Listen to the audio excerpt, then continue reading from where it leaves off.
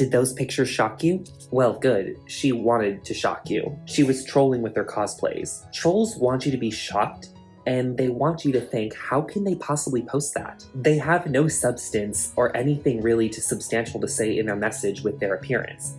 They just want you to be shocked that such a thing can exist without them caring about such a harmful message. Trolls know they are devoid of purpose in what they do. They thrive on you not getting the chance to get to know what they are like or what their real motives are, if they even have any genuine motives to begin with. And what is better representation of hiding your real identity than cosplaying?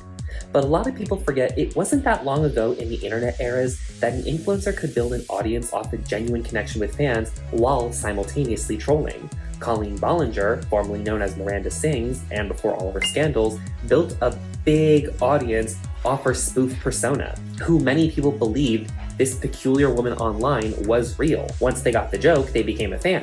Keep in mind, there was a time when the Miranda Sings character was selling out tours and featured in YouTube conventions. So how much of an influencer or troll was Floretta Fiore, or really, Sophia Balashova? Was she someone just trying to build an audience, or someone who just wanted to spark a waterfall of hate comments using very powerful communities at the time, like anime, cosplay, and the dawn of the living doll community, aided by her very controversial wafy, thinspo, borderline eating disorder aesthetic? I don't think she really had an eating disorder, but I'll go into that later. I would say Sophia was a 50-50 split.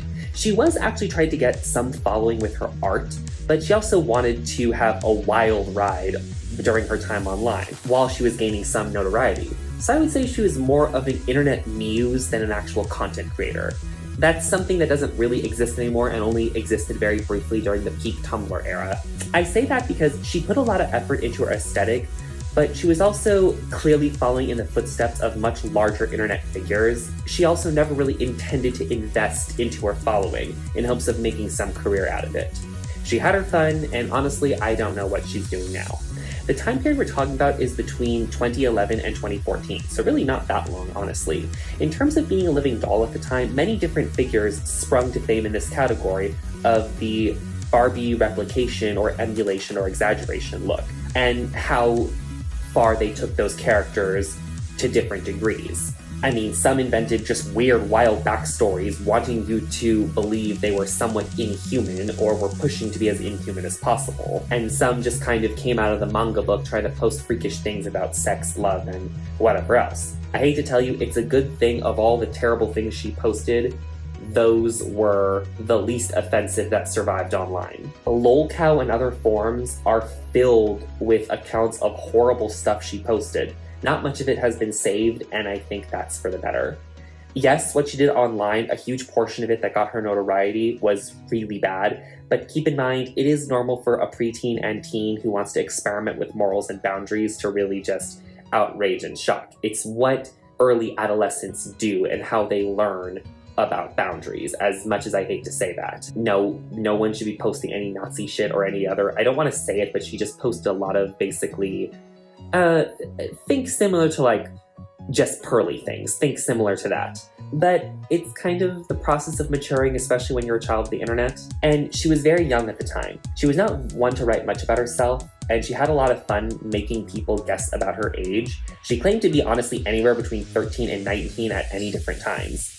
It's likely she was born sometime between 1998 and 2000, making her somewhere between 11 and 13 in 2011 when she started gaining traction online. She honestly might have been the youngest of the living doll community trying to get famous for this kind of genre of cosplaying.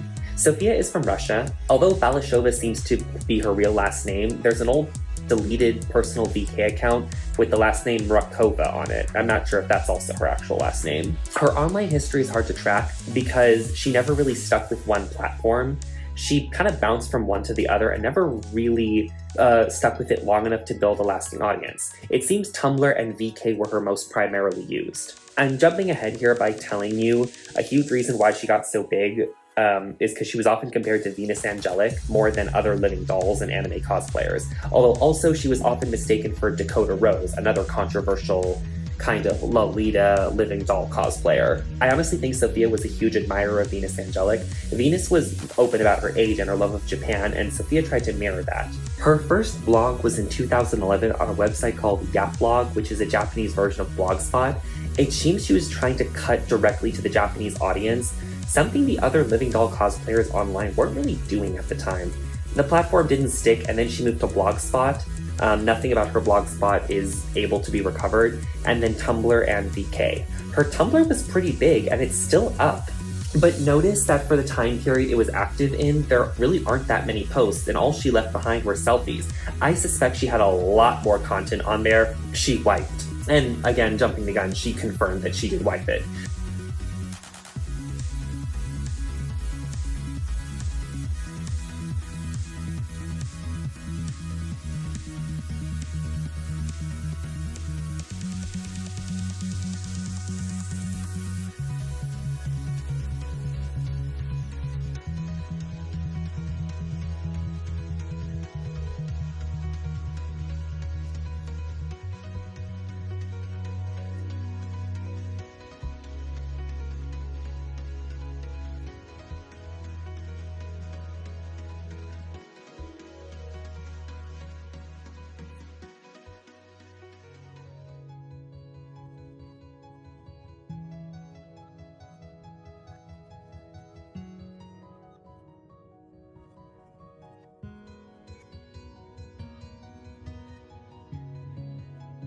She also got big not because she posted a lot and gave a lot of quality content in her, I guess, artistic curation of her pictures. She just got a really massive push from this VK account devoted to living dolls, and it also has a corresponding Tumblr account. Okay, this is a little bit off topic, but the corresponding Tumblr account to the VK account, Living Dollhouse. Okay, in my past videos on this, I have seen a lot of like Barbie impersonator people or Barbie artists or whatever you want to call it. This Tumblr account seems to have curated the most hardcore living anime Barbie doll kind of cosplayers in the Lolita fashion, like the most disturbing kind, and I'm not shocked by this. I'm not shocked by this kind of content, but this is definitely the most eccentric end of it, I would say. So Sophia really fit right in. But who was the real Sophia? Well, this isn't really the Floretta Fiore fashion photo spread. We're here to get an idea of how she really was. It's hard to track because, again, she used a lot of different names. Floretta Fiore was the main one, but she also sometimes went by Floretta and like a combination of like many different last names. But there were some parts of the internet she actually was writing as herself. In 2011, she was actually featured on this blog. This blog had a link to a deleted VK account, which has a hit from the year 2011. That old VK account in the Wayback Machine has a link to her old Formspring account, and I was able to find her old Formspring, which has hits from 2011 to 2013. And this is where we get an idea of who the real Sophia was personality-wise, past the makeup, the dresses, the writing about very sexually inappropriate stuff, and the racism. Sorry, I meant to say fascism, actually. Okay, so here we are. It's 2011 in this hit in the Wayback Machine on her old Formspring account. And here's her just very genuinely interacting with her fans. Like, cute, honestly. She says, thanks. Oh, by the way, all this is translated. This originally showed up in Cyrillic. I just had to have it translated. I'm sorry on the page. So cute. Where can I look at your photos? And she says, DeviantArt. I can't find the DeviantArt account. Oh, you can notice here the name is Fiore VA. That was one of the names she used, but again, Floretta Fiore was the primary one. Somebody wrote, I saw and gasped, baby, connecting you to the internet was an epic failure. Is it fashionable to be anorexic with threads on legs, white skin like a cancer patient, and eyes the size of a fist? The image of an 11-year-old virgin in the sandbox, please answer. She answers, first of all, I don't give a fuck about your opinion. Secondly, my legs are slender. You haven't seen anorexics, white skin, because I don't want to spoil it with all sorts of foundations and others. I was born dark skinned. Sometimes I overdo it with powder. Thirdly, for me, the bigger eyes, the better. Thanks, take the envy, ignore it, thanks. She was accused many times of having an eating disorder, and I think she definitely capitalized on the thin-spoke community on Tumblr, but she was still very young, and again, young kids' bodies can be all sorts of shapes and sizes and look all sorts of ways. But she definitely was proud of her very small appearance, especially when she was claiming to be older. People believe she was like 19 and still had the body of an 11-year-old. Of course, people would think like, oh, you have an eating disorder, which I don't think she was necessarily upset by people thinking that, despite, you know, this response in her Formspring. But this Formspring was for her being more personal. What do you usually do on the internet? Climbing and uploading new photos. Someone wrote something in Japanese. I'm too lazy to translate. Well, when will the tattoo come out? I told you later. Are you Russian blood? Yes, with Ukrainian admixtures. Do you have Japanese eyes, or is it kind of makeup? I don't even know what to say. It's more like Fiore make. Why do you have so many dirty photos on your Tumblr? And she answers, I wonder where they are vulgar. 10 to 20 photos, and then without nudity, just panties and bra. So at like somewhere from preteen to new teen, she was posting pictures of herself and, well, that, which are not on her Tumblr anymore, thankfully, and it doesn't seem any survived online. So as I said before, of the terrible shit she posted online, I hate the lesser of two evils, I guess, would be the Nazi content, because God knows, no matter what you did, no. Pictures of you in that, at that age, should never be online, no matter what. So I know that's probably a controversial take. Why do you like unicorns? Love. Since childhood, magical creatures from fairy tales, kind of magical ideal. I recently found 2 to 3 unicorns in the village. Throw in groups about Japan. I'm not a reference book, I don't have such groups.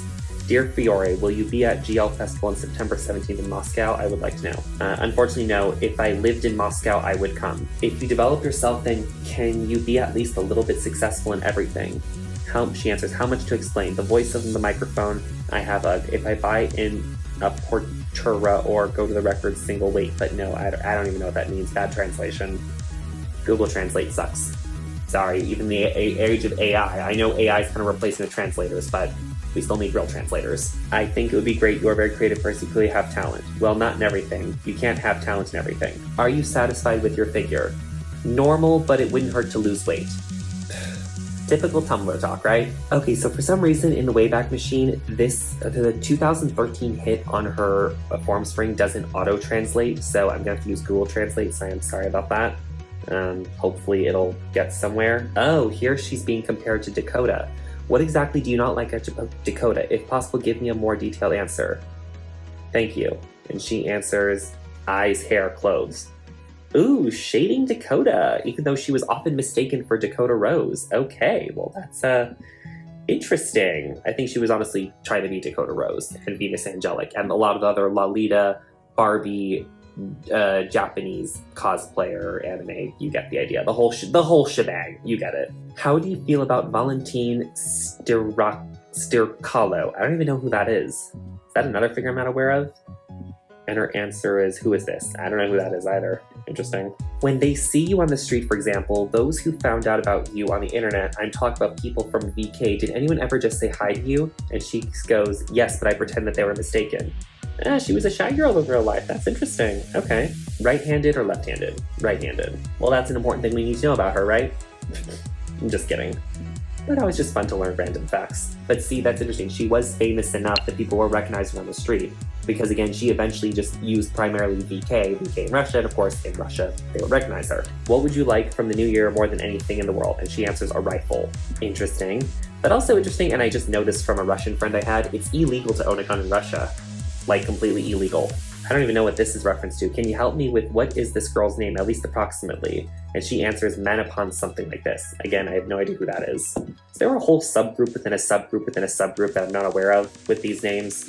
Somebody let me know. Did you walk around the summer with a wig and outfit? How exactly was she dressed? How do people react? And she goes, yes, with the unicorn horn. People obviously looked strangely. She was a troll. See, that's what young people on the internet do. They get their dopamine high of likes and comments by making trollish content. And as you know, it's stuff like this that now adults are making the case that kids should not have any access to social media or phone before, like, I think 16 or so. There's a whole book on this that's getting popular. I'll just put it here. Teach me how to sew, please. And question, how do your friends react with your style? My friends approve now. Yeah, I can see it's making you popular because, you know, friends be shocked that you have the boldness to actually kind of do this thing. Which country would you like to visit? She answers Japan. So there you have it. That's a picture of who Floretta Fiore was, or Sophia Balashova. A very brief person who was on the internet, who made some pretty big waves and then vanished and had her fun. And that's a little idea. She probably gave a lot of people in her time entertainment. It's a little, I guess, behind the scenes peek at her. But again, yes, she did a lot of terrible things, but ultimately, keep in mind, she was a very young person who probably didn't know much, who was just trying to have as much fun online before it was time to get serious with life.